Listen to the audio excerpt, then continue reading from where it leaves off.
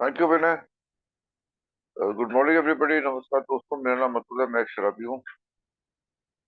Back to alcoholic anonymous, come to page 24। Start from the top first paragraph. और हम अभी United states का भ्रमण कर रहे हैं कि यूएसए में अलग अलग शहरों में ए कैसे फैला, कौन वो लोग थे, कौन वो शख्सियतें थी जो जिन्होंने ए का प्रचार किया नई नई जगहों पे, और कैसे ए को पूरे देश में फैलाया। आगे जाके हम देखेंगे कि अमेरिका के बाहर भी, बाकी दुनिया में कैसे एक एक जगह ए का प्रचार हुआ, ए फैली। अभी हम अपना मुख मोड़ते हैं डेट्रॉइट की तरफ। And before we do that, Sumesh, request you कि जो यूएसए का मैप था हमारे पास, वो एक बार फिर दिखाएं। अ, उसमें डेट्रॉइट की जो स्थिति है, हम थोड़ा सा ज्योग्राफिकली समझ लें कि ए कैसे फैल रही है। We saw it started in Akron and New York almost simultaneously. वहां से क्लीवलैंड पहुंचा, क्लीवलैंड से हमने देखा Philadelphia, Washington was the south. और अब हम थोड़ा सा नॉर्थ की तरफ मुंह मोड़े तो शिकागो था, और अब हम डेट्रॉइट की तरफ जा रहे हैं, close to Chicago, north of Cleveland.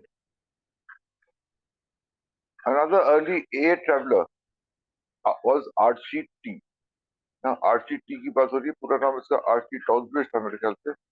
And इसकी कहानी है हमारे बिग बुक में, the man mastered fear. He had been tenderly nursed back to sobriety in the home of Dr. Bob and Ann at Akron. तो इसके जो दो मुख्य स्पॉन्सर थे जिनकी वजह से ये सोबर हुआ था, वो था डैरेन स्नाइडर क्लीवलैंड में, और एक्रॉन में डॉक्टर बॉब। ये दोनों के ही संपर्क। और यहाँ लिखा है, had been tenderly nursed back to sobriety। Tenderly मतलब बड़े ध्यान से, बड़े आराम से, बड़े प्यार से, बड़ी नजाकत से इसको वापस सोब्राइटी में लाया गया था। और ये 10 महीने तक डॉक्टर बॉब और एन के घर में एक्रॉन में रहा। नहीं, देखो आप शिद्दत, देखो आप डिवोशन, देखो उनका कि 10 महीने तक आप उसको अपने घर में रख रहे हैं, उसको सोब्राइटी प्राप्त करने की कोशिश में। Still sick, frail and frightened, he return to his native city Detroit. 10 महीने बाद अभी भी बीमार था वो, फ्रेल था यानी कमजोर हो गया था, डरा हुआ था। और इस स्थिति में वो वापस अपने होम टाउन डेट्रॉइट गया, the scene of his downfall. और ये वही जगह थी जहाँ उसका पतन हुआ, आर्थिक रूप से, शारीरिक रूप से, मानसिक रूप से, स्पिरिचुअल रूप से, और उसकी प्रतिष्ठा का भी। where his personal reputation and financial credit still stood at zero। यानी कि उसकी प्रतिष्ठा निजी तौर पे भी और आर्थिक तौर पे भी शून्य के बराबर।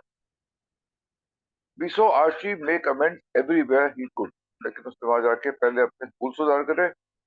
We saw him delivering dry cleaning out to a broken down Gallopy to the back doors of his one time fashionable friend in Grosse Ponte।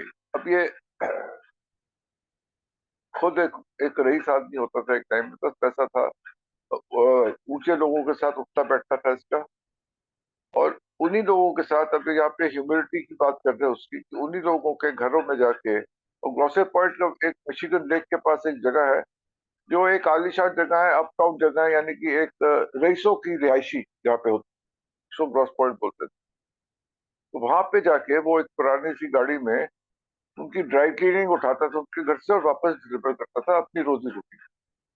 यानी कि किसी भी कीमत पे उसको सोब्राइटी प्यारी इतनी थी अपनी, कि इतनी ह्यूमिलिटी उसके अंदर आ गई थी कि ये वाला काम भी करने को तैयार था। उन्हीं लोगों के घर जाता था जिनके साथ एक बार बैठ के खाता पीता था, उठता बैठता था, जिन लोगों के साथ, उसी वर्ग का था वो।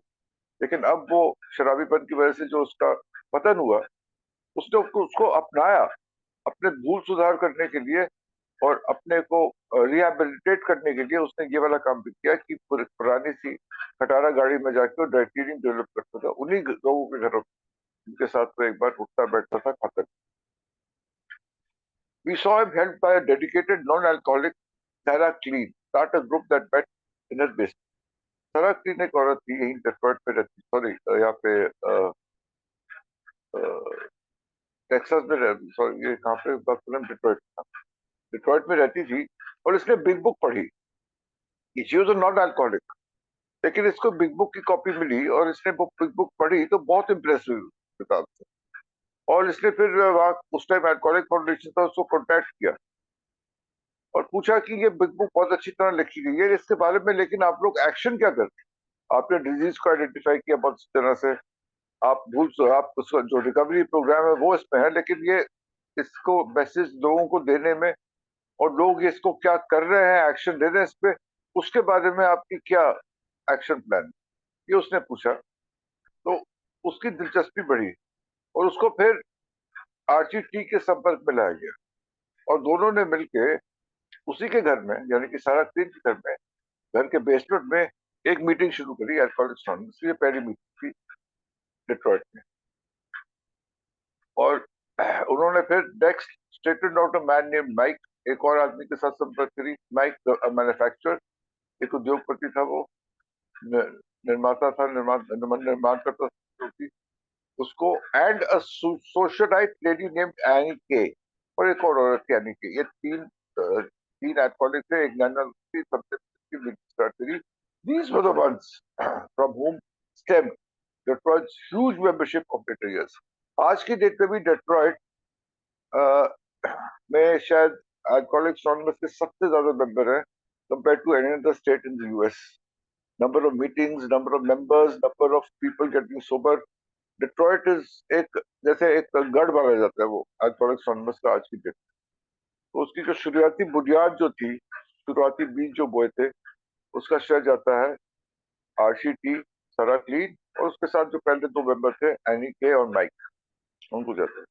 और आज की डेट पे जैसे वो बता रहा है, डेट्रॉइट ह्यूज मेंबरशिप क्राइटेरिया, यानी कि बहुत विस्तार से फैला और बहुत बड़ी संख्या में मेंबर बने और लोग सोबर हुए। बीच में सोमेश सॉरी, मैं आपको बैक पे वापस ले गया, वहां पे आरजीटी और सराकी दोनों की पिक्चर डाले गए थे। और आगे हम बढ़ते हैं, अब will move towards another place now, which is Texas. Then there was Larry J, newspaper man. ये एक प्रेस का आदमी था, प्रेस रिपोर्टर था, जर्नलिस्ट था, Larry J, who barely escaped death by DTs and exhaustion। यानी कि इसकी हालत बहुत खराब हो गई थी शराबपन की वजह से, शारीरिक रूप से। वो कह रहे हैं कि बहुत बड़ी मुश्किल से ये इसने अपनी जान बचाई है। इसको डीटीज डेडिएशन हुए थे, एग्जॉशन हो गई थी, विड्रॉल सिम्टम्स हुए थे, इसकी हालत खराब थी जा रही है। और ये इसको बोला जा रहा है एक न्यूज़पेपर मैन। यहाँ पे इसका मतलब क्या हुआ, न्यूज़पेपर डिलीवरी करने वाला मैन नहीं, ये न्यूज़पेपर में लिखता था, न्यूज़पेपर में राइटर था, जर्नलिस्ट था, असिस्टेंट एडिटर था, Houston press. Despite a lung ailment and required him to spend much time in oxygen tent, he consistently set out from Cleveland to Houston से टेक्सास। और ये रहने वाला भी ह्यूस्टन टेक्सास का था, लेकिन अपनी सोब्राइटी प्राप्त करने के लिए क्लीवलैंड आया था। और इसके बाद वो बहुत बुरी शारीरिक स्थिति में था, ऑक्सीजन टेंट में भी था, लंग इन्फेक्शन था इसको, लेकिन फिर भी ये ह्यूस्टन वापस गया टेक्सास में। और इसने वो आर्टिकल लिखा ह्यूस्टन प्रेस में। On the train, he experienced a spiritual awakening that made him feel, as he said, all one piece again। उसकी कहानी है, इसमें लिखा था कि मैं फिर से all in one piece, यानी कि टुकड़ों में बिखर गया था वो, उसने अपने आप को समेट लिया, all in one piece। और ये जब ट्रेन में क्लीवलैंड से ह्यूस्टन टेक्सास जा रहा था, तो इसको वहीं पे एक आध्यात्मिक जागृति हुई, एक आध्यात्मिक अनुभव हुआ, एक्सपीरियंस हुआ यहाँ पे। और जब ह्यूस्टन पहुंचा, on his arrival, Daddy wrote a series of pieces for the Houston Press। Houston Press वहाँ का एक अखबार था जिसको लिखता था, उसने वहाँ पे एक सीरीज लिखी, यानी कि एक श्रृंखला लिखी articles, that attracted the attention of townsmen and their Bishop Quinn। और शहर के निवासी जो थे, उन्होंने पढ़ा, उसको आकर्षित हुए। और उनका जो धार्मिक मुखिया था बिशप क्विन, उसने भी उसको पढ़ा और उसको समर्थन दिया। And thus finally after heartbreaking setbacks, the first group in Texas emerged। और टेक्सास में जो पहला ग्रुप था, उसकी स्थापना हुई। पहले बहुत दिक्कत हुई थी, लेकिन बाद में स्थापना हो गई उस ग्रुप की। और इसने कभी भी एक ही कोई मीटिंग अटेंड नहीं करी थी, सिर्फ इसके हाथ में अब इसकी अपनी आध्यात्मिक जागृति थी और एक बिग बुक थी, और यही लेके वो क्लीवलैंड से ह्यूस्टन टेक्सास पहुंचा। तो वहां देखिए आप, उसने स्थापना करी अल्कोहलिक्स एनोनिमस की meetings. Larry's first good prospects was salesman Ed, who was to carry the message to Austin. Austin भी एक जगह है टेक्सास स्टेट पे ही, तो वहां पे उसको एक सेल्समैन मिला एड, जो ऑस्टिन मैसेज ले गया। एक आर्मी का sergeant Roy, who made the start at Tampa, Florida. Florida तक पहुंच गया है, Tampa Florida, Florida because Florida and उसकी पोस्टिंग हो गई थी, तो वो वहां तक मैसेज ले गया। And who letter head greatly in Los Angeles, और उसके बाद एलए गया, तो दूसरे तट पे वेस्टर्न कोस्ट पहुंच जाएंगे, वहां भी उसने किया। तो ये जो आर्मी और आर्म फोर्सेस के लोग थे जिनके तबादले होते रहते थे, उनकी वजह से ए का बहुत फैलाव हुआ। तो एक जगह से दूसरी जगह बहुत नियमित रूप से उनकी उनकी पोस्टिंग होती थी, उनके तबादले होते थे, शिफ्टिंग होती थी, ड्यूटी पे जाते थे। तो उनके द्वारा बहुत ज्यादा ए का प्रचार हुआ है जगह, जहाँ जहाँ तक कि ब्रिटिश रूल में या इंडिया में भी एक आर्मी सर्जन था, जिसका किसी कहानी शायद बिग बुक में भी थी, फर्स्ट या सेकंड एडिशन में, जिनका तबादला इंडिया हुआ था और उन्होंने यहाँ पे ए को इंट्रोड्यूस किया था। इसके बारे में अधिक जानकारी के लिए ए की हिस्ट्री में जाके कोई और उसको पता तो बताएगा। लेकिन यहाँ पे देखिए उसकी भी बात कर रहे हैं जो फ्लोरिडा से चल गया, उसके बाद लॉस एंजलिस। और आखिर में एक और नाम यहाँ मेंशन है एस्थर का। And one Esther, who presently moved to Dallas, where with characteristic enthusiasm and energy, she founded A in that town and became dean of all the alchemy ladies in the astonishing state of Texas. Esther की भी कहानी है big book पे, the flower of the south, second और third edition में है big book में। और मई 1941 में इसने सोब्राइटी गेन करी। ये एक अट्रैक्टिव लेडी थी, सुंदर औरत थी, फुल ऑफ एनर्जी, यानी कि ऊर्जा से भरी हुई थी। लेकिन डर डर इसके अंदर बहुत ज्यादा समाया था, और अपने डरों से निकलने के लिए इसने शराब का सेवन करना शुरू किया। लेकिन धीरे धीरे करते वो जो एक डरों से निकलने का इसका एक एस्केप रूट था, वो इसकी आदत बन गई, और एक शराबीपन के पूरी तरह से अल्कोहलिज्म के चपेट में आके she became an alcoholic. She married, she divorced after 7 years, came back to her parents, went back, got remarried, दोबारा शादी उसी आदमी के साथ करी उसने। और इसका यही कश्मकश में चलती रही है। और सैटरडे इवनिंग पोस्ट में जो जॉन अलेक्जेंडर का 1941 में आर्टिकल आया था, उसने उसको बहुत प्रभावित करा, उस आर्टिकल ने, और उसकी वजह से वो संपर्क में आई। एस्टर ने अल्कोहलिक फाउंडेशन जो था उस टाइम पे, उसको चिट्ठी लिखी है रूथ हॉक को। रूथ हॉक को वो चिट्ठी मिली, और वो रूथ हॉक उस चिट्ठी का जवाब देना चाह रही थी अपने टाइपराइटर पे। जब रूथ हॉक बैठी तो टाइपराइटर काम नहीं कर रहा था, खराब हो गया था, चल नहीं रहा था। लेकिन रूथ हॉक की डिवोशन देखिए आप, कि उसने वो फिर हैंड रिटन, उसने हाथ से चिट्ठी लिख के उसको जवाब दिया एस्टर को, उसकी चिट्ठी का, जिसमें उसने जानकारी प्राप्त करने की मांग करी थी ए के बारे में। और जब रूथ हॉक की वो हैंड रिटन लेटर जब एस्टर के पास पहुंची, तो वो उससे बहुत, देखो भगवान कैसे रहस्य भी काम करता है। एस्टर को बहुत अच्छा लगा कि देखो उसने हाथ से लिख के मेरे को चिट्ठी दी है रूथ हॉक पे। और वहां से वो ज्यादा प्रभावित हुई, और उसने अपने आप को ए के काम में झोंक दिया। और डैलस टेक्सास में उसने 1943 में ए की पहली मीटिंग करी, और उसके बाद वहां पे ए का प्रचार किया। उसके बाद वो जो उसके बाद रूथ हॉक के बाद जो सेक्रेटरी थी बॉबी, उससे के भी संपर्क में रहे वो। लेकिन 1960 में एस्टर का निधन हो गया था, 19 साल शुभ रही। तो ये हो गई कहानी फिर से आपकी टेक्सास की। I think we'll quickly cover the next paragraph also. Meanwhile, Cleveland A had sobered up Raleigh H. के बारे में हमने कुछ दिन पहले भी बात करी थी। रॉली एच एक बेसबॉल प्लेयर था विख्यात, उसका पूरा नाम था रॉली हेम्सले। इसकी तस्वीर यहाँ पे, और इसका जो न्यूज़पेपर में आर्टिकल इसने दिया था, वो भी इंटरव्यू उसका, वो भी यहाँ हुआ है यहाँ पे। Thank you Sumesh. तो रॉली एच फेमस एथलीट, के बेसबॉल का प्लेयर था, बहुत अच्छे प्लेयर और बहुत सक्सेसफुल प्लेयर था। He was a baseball star. Newspaper stories about this event were sensational and they brought in many prospects। जब ये पढ़ा और इसने जब लिखा कि मैं 1 साल सोबर हूँ, ही वॉज अ न्यूसेंस। इसके कई जगह तबादले हुए, लेकिन बेसबॉल बहुत अच्छा खेलता। बेसबॉल में इसको एक ऑलराउंडर, जैसे क्रिकेट में ऑलराउंडर होता है, ये बैटिंग भी कर सकता है बढ़िया, बॉलिंग भी करता था, फील्डर भी बहुत बढ़िया था। और ये अपनी खास तौर से बेसबॉल में भी ये अपनी कैचिंग के लिए बहुत मशहूर है। मतलब कहीं से भी, हवा में कहीं से भी जो है ये बॉल को पकड़ लेता था, कैच कर लेता था। हिटर भी था, पिचर भी था, और साथ में कैच, ऑलराउंड बेसबॉल। और इसको अच्छे पैसे भी मिलते थे इसके खेलने के लिए।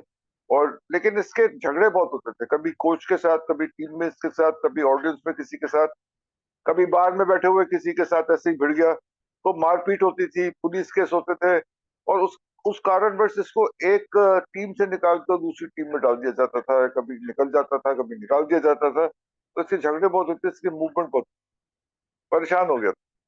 लेकिन फिर इसको अल्कोहलिक्स एनोनिमस के संपर्क में आके और ये सोबर हो गया। जब 1 साल सोबर था तब उसने आर्टिकल डाला, और इसकी वजह से this development was one of the first to arouse deep concern about a personal anonymity at the public level. Public level पे इसने जब ब्रेक करी, जब इसने ये आर्टिकल डाला। लेकिन एक बात है, इसके आर्टिकल डालने के बाद बहुत लोग आकर्षित हुए, ऐसे बहुत इंक्वायरीज आई, बहुत लोग रिकवरी प्रोग्राम में भी आए। तो एक सवाल, एक प्रश्न चिन्ह उठा कि एनोनिमिटी ब्रेक करने से इसने नुकसान किया, कुछ नुकसान नहीं किया, फायदा ही किया है। एक मैसेज और लोगों के पास पहुंचा, ज्यादा लोग मीटिंग्स में आए, ज्यादा रिकवरीज हुई, तो दिक्कत क्या है? लेकिन एक ही दूसरा पहलू देखो, देखे हम अगर इस सिक्के का, तो इसके साथ ये जो इसने अपना प्रचार किया, इसकी जो तस्वीरें आई, इसकी जो इंटरव्यूज आए, सब लोगों को पता चला। तो ए के जो पाइनियर मेंबर्स थे उस टाइम पे, एंड इंक्लूडिंग बिल डब्ल्यू, इस उनको ये बात अखरी कि इसका प्रचार हो रहा है, ये कर रहा है। हमारी तो आज तक कभी किसी मैगजीन में ना नाम आया है, ना फोटो आया है, ना हमारा कोई इंटरव्यू आया है। लोगों को पता भी नहीं है, अगर बिल डब्ल्यू सड़क पे चल रहा हो कि bill W founder of alcoholics anonymous. और इसको देखो, इसको सब जानते हैं, और 1 साल सोबर है, बिल ज्यादा साल सोबर था। तो बिल के दिल में भी इस चीज को लेके एक मनमुटाव आया है, और पाइनियर मेंबर्स के दिमाग में भी ये जो बात आई थी कि हम अपनी एनोनिमिटी बरकरार रख रहे हैं, और यहाँ पे एनोनिमिटी तोड़ के ये कल का छोरा तो हीरो बन गया। तो एनोनिमिटी से एक जो आपसी टकराव हो सकता है, उसकी एक चेतावनी सी यहाँ पे मिली। और एनोनिमिटी की कीमत जो है, और एनोनिमिटी की जो जरूरत है, वो यहाँ जाके वो सब मेंबर्स ने महसूस करी। तो हर चीज के दो पहलू होते हैं, बट एट द कॉस्ट। और देखो, ये remain sober, he died in, if I am not mistaken, 1972 में, यानी कि बिल डब्ल्यू के भी 1 साल बाद इसका निधन हुआ है, हेम्सले का, रॉली हेम्सले का। लेकिन सोबर रहा ये एंड तक, तो वो दिक्कत नहीं हुई। लेकिन अपनी सोब्राइटी अगर इसकी टूट जाती है, इसका रिलैप्स होता है, तो उसका जो एक बुरा असर है वो अल्कोहलिक्स एनोनिमस पे भी आता है। तो यहाँ पे दोनों वाद विवाद सिचुएशन थे कि ठीक है, उसके एनोनिमिटी ब्रेक करने से फायदे बहुत हुए। लोगों को जानकारी हुई है कि पीआई में बहुत योगदान दिया इसने, लेकिन एक एनोनिमिटी ब्रेक करने के जो खतरे होते हैं, वो भी हमको थोड़े बहुत दिखे। तो यहाँ पे दोनों चीजों का एक बैलेंस जो था, वो हमें देखने को मिला कि एनोनिमिटी के फायदे क्या है, लेकिन नुकसान जो है ज्यादा है। और एनोनिमिटी जो थी, बाद में जाके हमारी परंपराओं का एक मुख्य हिस्सा बनी। दोस्तों, मेरे ख्याल से I think will take a break over here. We read what a page. तो आज के लिए हम ये रुकते हैं, उसके बाद कल हम एक और A member के पास जाएंगे, Urban M, one more pioneer of A. Today we've read 3 paragraphs and take a break over here. Thank you so much. Thank you Atul ji, excellent. अब ज्यादा देर ना कर तो राजेश जी को बुलाता हूं मैं। राजेश जी प्लीज आइए। जी धन्यवाद। मेरा नाम राजेश है, मैं एक शराबी हूँ। दिनेश जी, सर्विस के लिए धन्यवाद। और भाई, एक एक वैसे सल्यूट है यार बिल्डअप को, सच में। एक एक पैराग्राफ में 5 5 6 6 लोग, और थैंक यू सो मच। एक एक पैराग्राफ में 6 6 लोगों के बारे में जानकारी, और उतनी शिद्दत के साथ यार सुमेश भाई भी लगे हुए हैं। ये इतना आसान नहीं है भाई, ये काम इतना आसान नहीं है। तो थैंक यू सो मच उन लोगों का भी, आज के लोगों का भी, जो लोग पॉसिबल कर पा रहे हैं। अब आज पहला कैरेक्टर है आर्ची टी, और साथ साथ आठ आठ कैरेक्टर है छोट। अच्छा, पता नहीं कैसे याद रखा होगा यार इन कैरेक्टर को, कि किस आदमी ने क्या करा, किस आदमी ने क्या नहीं करा। ये तो है नहीं उस इंसिडेंट उस टाइम कैसे कैसे जाके। भाई doctor Bob and good timer तो मैं देखता हूँ कि लोगों के इंटरव्यू है, डिफरेंट लोगों के, कहीं कहाँ जाके, उनके बच्चों के जो चले गए थे, उनके परिवारों के, या दूसरे लोगों के। इसमें तो कोई ऐसा भी नहीं है यार, इसमें डायरेक्ट इन्वॉल्वमेंट बीएलडब्ल्यू की थी। तो यार ये आभार व्यक्त करा है उन्होंने। आर्ची टी जो था ये, इसका जैसे the man who master fair, ये रीटाइटल्ड हो गई थी स्टोरी, द फियरफुल वन। मतलब कई स्टोरियों के टाइटल जो है वो चेंज होते रहते हैं, उनमें से एक स्टोरी है। और नवंबर 1938 आर्ची की डेट ऑफ सोवर्टी वैसे गिनी जाती है। ये शराब क्यों लगा पीने, क्योंकि शॉर्टकट में ही लूंगा इसकी मैं स्टोरी कि ये शराब इसलिए लगा पीने कि नर्वस ब्रेकडाउन हो गया था इसको, इससे रिकवरी बड़ी स्लो हो रही थी, तो दवाई के रूप में इसने इस्तेमाल करना शुरू करा कि यार फेयर निकल जाएगा अंदर से ना। नर्वस ब्रेकडाउन था तो इसने सोचा चल पीने से थोड़ा थोड़ा ठीक हो जाएगा, हुआ उल्टा। अब ये बेचारा शराबी था, और देखो बॉटम देखो बंदे का, कि बड़ा मुश्किल होता है भाई साहब। ये ह्यूमिलिटी चाहिए होती है कि आदमी वहां से जिन लोगों के साथ पीता था उनके लिए यार ड्राई क्लीन करा के तो खटारा गाड़ी में घूम घूम के।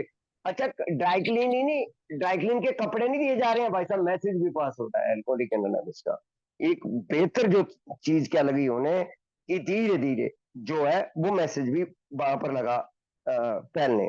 अच्छा, दूसरा क्या चीज था, दो स्टिग्मा थे इसके बंदे के अंदर। एक माता पिता के उसमें था, जैसे वो बड़ा लाडला सा बच्चा होता है ना, और फिर वो उसको इमोशनली घर वाले ग्रोन अप ही नहीं होने देते इमोशनली। एक तो शराबी वैसे नहीं बेचारे ग्रो हो पाते हैं इमोशनली। दूसरा माता पिता का वो जो था ना, वो भी एक बहुत बड़ा कारण था। लेकिन वो इतनी बुरी हालत में, डॉक्टर बॉब ने जैसे बहुत एन है, जैसे माथुर जी ने बनाया ना, 10 महीने तक यार कौन अपने घर में रखता है। और हर बॉटम जिस आदमी का हिट हो, फिजिकली मेंटली चल नहीं पाता था यार, हिल नहीं पा रहा बंदा, मेंटली फिजिकली शिफ्टली, मतलब बहुत बहुत बुरी हालत। लेकिन वो मतलब पैसे नहीं, काम नहीं, धंधा नहीं, और ये आना नहीं चाहता था डेट्रॉइट। इसमें सबसे बड़ा रोल जो है वो बिल का रहा है। अच्छा, जो रहस्यमय तरीकों की हम बात करते हैं ना, यहाँ भी एक रहस्यमय तरीका है। क्योंकि मतलब जब ये बहुत बीमार था तो एन ने, जैसे मैंने कल बोला था ना, मदर ऑफ ए, बच्चों की तरह इसकी देखभाल करी। और बिल्कुल मतलब इसके साथ भी वही हुआ है सेम। इसके साथ भी एक एक्सपीरियंस हुआ है कि ये मतलब मान ही नहीं रहा था, डिनाइल इसका कैसे टूटा, सरेंडर करा, घुटनों के बाल आया, और फिर जो चीजें बदलाव इसके जीवन में आया कि बहुत ज्यादा है। लेकिन इसका यहाँ पर आना, अब डेट्रॉइट तो आना पड़ेगा। अच्छा, जहां डैमेज करा है वहीं तो अमेंड करेगा आदमी, वहां ये आना नहीं चाहता था। लेकिन फिर डब्ल्यू जा रहे थे ये 1939 में, और वो बाउ के यहाँ रुके। तो गिल ने बोला यार मेरे साथ चल तू, मैं डेट्रॉइट जा रहा हूँ, मेरे साथ चल। और बिल भी 2 दिन के लिए रुके थे एक्राउन में। तो वहां से इसको साथ लेकर आए। मतलब इसे देखो भगवान ने किस तरीके से एक वो बनाया कि यहाँ पर बहुत काम करा इसने, खासकर ये सारा ये जो नॉन ए है, जिसके बेसमेंट में पहली अल्कोहलिक एनोनिमस की मीटिंग जो स्टार्ट हुई थी, तो बहुत ज्यादा इन लोगों ने अल्कोहलिक एनोनिमस के लिए काम करा। फिर आ जाते हैं दूसरा, लैरी जे पे।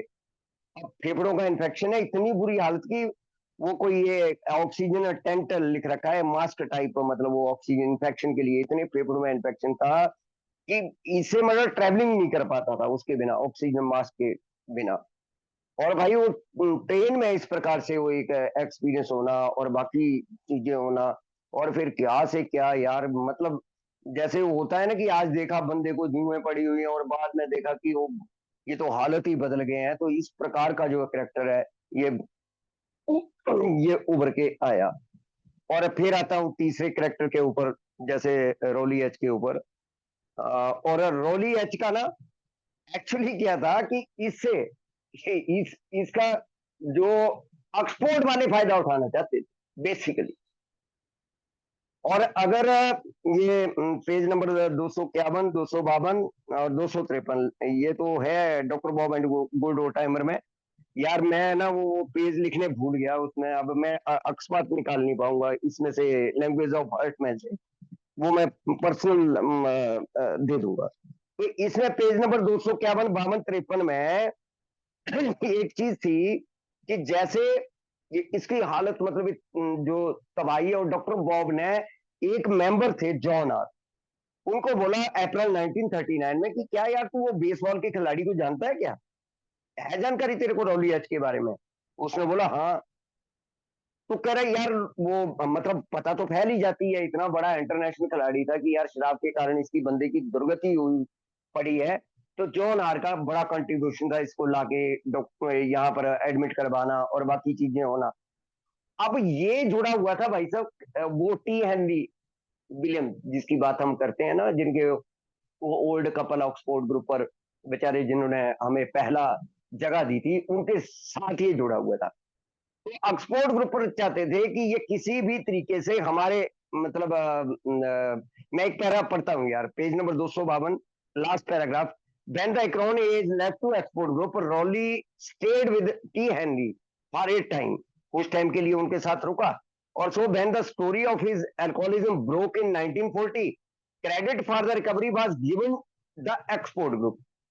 अब भाई क्रेडिट जाएगा ही कि उस मतलब वो मीटिंग वहां कर रहा है, उनको लोगों के साथ रह रहा है, बाकी चीजें। At that time however Rowley broke his silence and said no, the credit for his sobriety belong to alcoholic Anonymous. चुप्पी तोड़ी इस बंदे ने। तो ये हालांकि उस टाइम अल्कोहलिक एनोनिमस के ज्यादातर मेंबर की सहमति थी। ये तो 2-3 साल बाद लगा पता जाके, ये तो 1943-44 में लाके लगा पता यार ये तो उल्ट हो गया, जब हर मेंबर जो है वो अपनी इनोनोमिटी लगा ब्रेक करने कि भाई बिल तोड़ सकता है, सैटरडे इवनिंग पोस्ट को अपनी फोटो दे सकता है। और ये रॉली एच जो है वो इंटरनेशनल कॉन्फ्रेंस में है। एक्चुअली क्या हुआ कि जैसे माइक पकड़ा तो अपनी काउंटी को श्रेय देना होता है कि इस काउंटी की वजह से अब जो स्पॉन्सर करेगी, जो पैसे खर्चेगी, वो पैसे क्यों खर्चते हैं खिलाड़ियों के ऊपर कि वो टी शर्ट ही पहन लें, बात करें। अब इसने कोई नाम ही नहीं लिया किसी का भी, इसने पूरा का पूरा क्रेडिट जो है वो अल्कोहलिक एनोनिमस को दे दिया। अब वो क्रेडिट देने के पीछे, और ये मेरे को ना, ये जब ये किताब पढ़ी थी तो मैंने बोला यार इस आदमी की तो गलती नहीं है, क्योंकि क्रेडिट दूसरों को जाने की बजाय इसने अगर चुप्पी वो तोड़ी भी तो भाई साहब वो और अल्कोहलिक एनोनिमस का ज्यादातर लोगों का उस टाइम साथ में थे, उनको अच्छा लग रहा था, वो सोच रहे थे कि ये और हुआ भी ऐसा। ऐसा नहीं है कि इसकी वजह से अगर इसने व्यक्तिगत अनामता को ब्रेक करा, मतलब पब्लिक लेवल पर जो हमारी 11वीं परंपरा है कि व्यक्तिगत एनोनिमिटी का हम लोगों को ध्यान रखना होता है, इसने नहीं ध्यान रखा। और उस टाइम ट्रेडिशन थी भी नहीं यार, 1946 में हमारे पास लॉन्ग फॉर्म आई है ट्रेडिशन की, तो उस टाइम, लेकिन बाद में उस चीज का खमियाजा जो है वो अल्कोहलिक एनोनिमस को जो है वो भुगतना पड़ा। और ये एक एक और बड़ा प्यारा सा इसके बारे में, पेज नंबर 253 पे, अब किसी ने इसको बोला कि तूने क्रेडिट क्यों नहीं दिया भाई, उनको क्यों नहीं दिया क्रेडिट, पहला paragraph. Commenting later on but he thought to be the difference between the Oxford group and a, बड़ा प्यारा जवाब है रोडियज का कि यार डिफरेंस बता कि ऑक्सफोर्ड ग्रुप में और अल्कोहलिक एनोनिमस में क्या अंतर है, ये तो बता दे। Rowley said you know, if someone give me the tip about the baseball and I found out he never played. ये तो ऐसे हो गया कि कोई बेसबॉल के लिए मुझे टिप्स दे रहा है और उसने कभी बेसबॉल खोली ही नहीं है।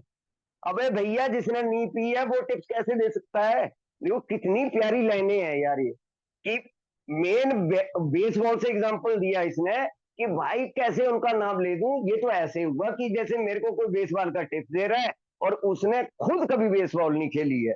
और I wouldn't pay much attention to him, it is the same thing with alcohol, कि शराब नहीं पी तो शराब के बारे में टिप्स कैसे दे देगा, उसे क्या पता होगा बीमारी क्या है, सोल्यूशन क्या है, मेथड क्या है, ठीक कैसे होगा, बाकी चीजें कैसे होगी।